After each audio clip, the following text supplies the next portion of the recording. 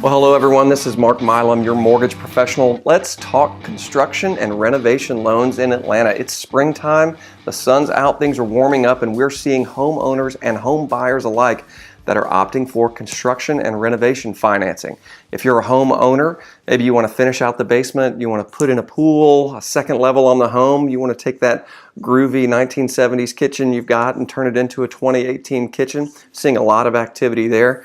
Home buyers are out there looking with limited inventory, and sometimes they're having to settle for a home that's 75 to 80% of what they ultimately want, and they're using renovation loans to get them to 100% of their dream home. Great strategy if you're a home buyer.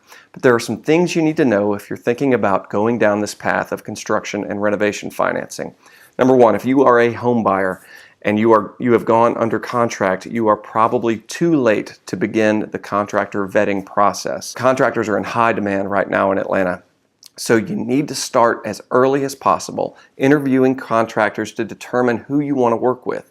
You need to know if they're properly licensed, properly insured, what kind of work do they do, what kind of homes do they typically work on.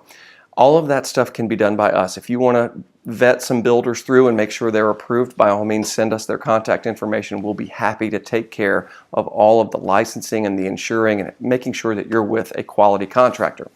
The second thing you need to know is what type of construction contract your contractor prefers. There's two different types of construction contracts: fixed cost and cost plus, sometimes called fixed fee. In a fixed cost contract, the burden of cost overruns falls on the builder. Now, I'm not talking about change orders here. I'm just talking about the price of lumber going up during construction or the price of concrete going up during construction. In a fixed cost contract, the burden of those cost overruns falls on the contractor. In a cost plus contract, the burden of those cost overruns falls on you, the client or the borrower. So it's important to note that if your contractor prefers a cost plus contract, they are simply estimating these costs, and their estimates could be a little off.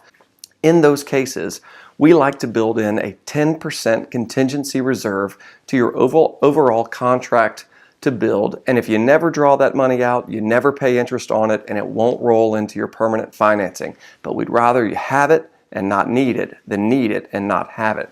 So think about that. On a fixed cost contract, we require no contingency, and what the contractor tells you it's going to cost to renovate or build your home is exactly what it's going to cost. On a cost plus contract, they are simply estimating to the best of their ability and putting in a fixed fee for their efforts. In those cases, expect a 10% contingency reserve there for your protection in the event there are cost overruns. And again, if you never need those funds, you never pay interest on them, and they don't roll into your permanent financing. Hopefully these tips have been helpful for you, and good luck.